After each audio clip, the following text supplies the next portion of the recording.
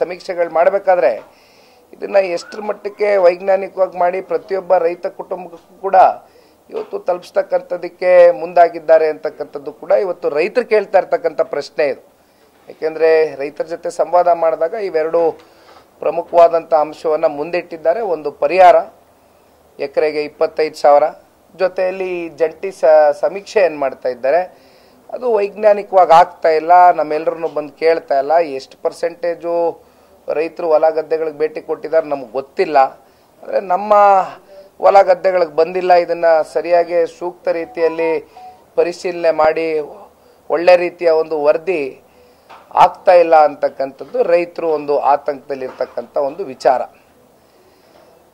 ಇವತ್ತು ನಾನು ರಾಜ್ಯ ಸರ್ಕಾರಕ್ಕೆ ಮನವಿಯನ್ನು ಮಾಡ್ತಕ್ಕಂಥದ್ದು, ಒತ್ತಾಯನವನ್ನು ಮಾಡ್ತಕ್ಕಂಥದ್ದು ರೈತರ ಪರವಾಗಿ. ಕಳೆದ ಒಂದೂವರೆ ತಿಂಗಳಿಂದ ಮಳೆಯಿಂದಾಗಿ ಸಾಕಷ್ಟು ಹಾನಿ ಏನು ಉಂಟಾಗಿದೆ.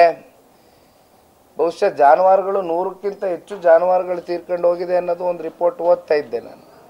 ಬಹುಶಃ ಒಂದು 4 ಜನ ರೈತರು ಸಿಡ್ಲು ಬಡಿದು ತೀರ್ಕೊಂಡು ಹೋಗಿದ್ದಾರೆ ಅನ್ನೋದನ್ನು ಕೂಡ ಪತ್ರಿಕಾ ಮಾಧ್ಯಮಗಳಲ್ಲಿ ಒಂದಷ್ಟು ಪ್ರಕಟಣೆಗಳು ಹೊರಡಿಸಿದ್ರಿ.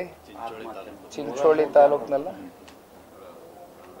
ಅದು ಕೂಡ ನೋಡ್ತಾ ಇದ್ದೆ. ಬಟ್ ರಾಜ್ಯದ ಮಾನ್ಯ ಮುಖ್ಯಮಂತ್ರಿಗಳು ವಿಡಿಯೋ ಕಾನ್ಫರೆನ್ಸ್ ಮೂಲಕ ಕೃಷ್ಣ ಕಚೇರಿಯಲ್ಲಿ ಕೂತು ಜಿಲ್ಲಾಡಳಿತಕ್ಕೆ ಜಿಲ್ಲಾಧ್ಯಕ್ಷಗಳ ಜೊತೆಯಲ್ಲಿ ಮಾತನಾಡಿದ್ದಾರೆ.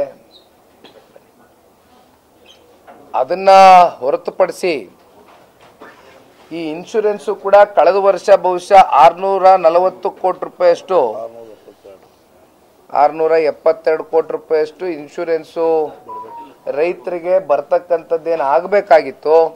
ಆದರೆ ಇಲ್ಲಿಯವರೆಗೂ ಬಹುಶಃ ಏನೊಂದು 300 ಕೋಟಿವರೆಗೂ ಇನ್ಶೂರೆನ್ಸು ಕವರ್ ಆಗಿದೆ. ಇಲ್ಲಿವರೆಗೂ ಸಂಪೂರ್ಣ ಆಗಿಲ್ಲ ಅನ್ನೋದು ಕೂಡ ಚರ್ಚೆ ಇದೆ, ಇನ್ನು ಬರಬೇಕು ಅಂತ.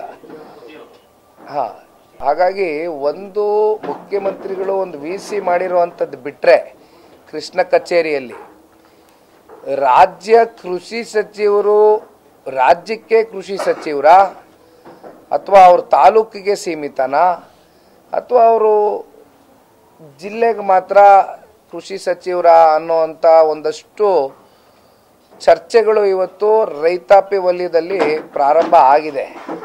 ಯಾಕೆಂದರೆ ಅವರು ಇಷ್ಟೆಲ್ಲ ಸಮಸ್ಯೆ ಆದಂಥ ಸಂದರ್ಭದಲ್ಲಿ ಒಂದು ಕನಿಷ್ಠ ಪಕ್ಷ ಸೌಜನ್ಯದಿಂದ ಅವರ ಕರ್ತವ್ಯವನ್ನು ನಿರ್ವಹಿಸಬೇಕಾಗಿರ್ತಕ್ಕಂಥದ್ದು ಅವ್ರ ಜವಾಬ್ದಾರಿ ಇದೆ.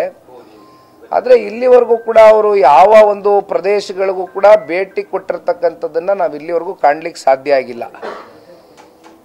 ಬಹುಶಃ ಇವತ್ತು ಸಂಜೆ ಮಾನ್ಯ ಮುಖ್ಯಮಂತ್ರಿಗಳು ಉಪಮುಖ್ಯಮಂತ್ರಿಗಳು ಇಲ್ಲಿ ಒಂದು ಕಾರ್ಯಕ್ರಮಕ್ಕೆ ಭೇಟಿ ಕೊಡ್ತಾ ಇದ್ದಾರೆ ಅನ್ನೋದು ಕೂಡ ಮಾಹಿತಿ ನಮ್ಮೆಲ್ಲರಲ್ಲೂ ಇದೆ.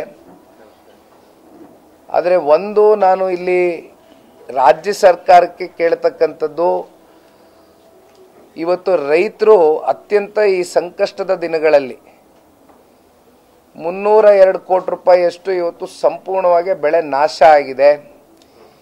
ಇದನ್ನ ಯಾವ ರೀತಿ ರಾಜ್ಯ ಸರ್ಕಾರದ ಕಡೆಯಿಂದ ರೈತರ ಜೊತೆಯಲ್ಲಿ ನಿಂತು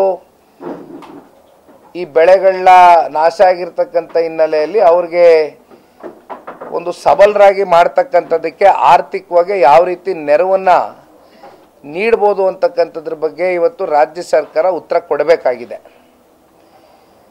ಒಟ್ಟಾರೆಯಾಗಿ ಇದರಿಂದ ಇವತ್ತು ರೈತ ಒಂದು ಹಂತದವರೆಗೂ ನಿಟ್ಟಿಸರು ಬಿಡಬಹುದು ಅನ್ನೋದಾದರೆ ಎಕರೆಗೆ ಒಂದು 20,000 ರಿಂದ 25,000 ಅವ್ರಿಗೆ ಪರಿಹಾರವನ್ನು ಘೋಷಣೆ ಮಾಡುವ ಮೂಲಕ ಜೊತೆಯಲ್ಲಿ ಒಂದಷ್ಟು ವಿಶೇಷ ಪ್ಯಾಕೇಜ್ಗಳನ್ನು ಕೂಡ ಇವತ್ತು ರೈತಾಪಿ ವರ್ಗಕ್ಕೆ ಘೋಷಣೆ ಮಾಡ್ತಕ್ಕಂಥದ್ದು ರಾಜ್ಯ ಸರ್ಕಾರ ಮಾಡುವ ಮೂಲಕ ಮುಂದಿನ ದಿನಗಳಲ್ಲಿ ಮುಂದಿನ ದಿನಮಾನಗಳಲ್ಲಿ ಉಚಿತವಾದಂಥ ಫರ್ಟಿಲೈಸರ್ಸ್ ಇರ್ಬೋದು, ಒಳ್ಳೊಳ್ಳೆ ಉಚಿತವಾದಂಥ ಗುಣಮಟ್ಟವಾದಂಥ ಬೀಜಗಳಿರ್ಬೋದು, ಆಮೇಲೆ ಗೊಬ್ಬರನೂ ಅಷ್ಟೇ ಈ ಸಲ ಸರಿಯಾದ ಟೈಮ್ಗೆ ಗೊಬ್ಬರನೂ ಕೂಡ ಇವತ್ತು ರೈತರಿಗೆ ಪೂರ್ಣಗೊಳಿಸ್ಲಿಕ್ಕೆ ಆಗಿಲ್ಲ.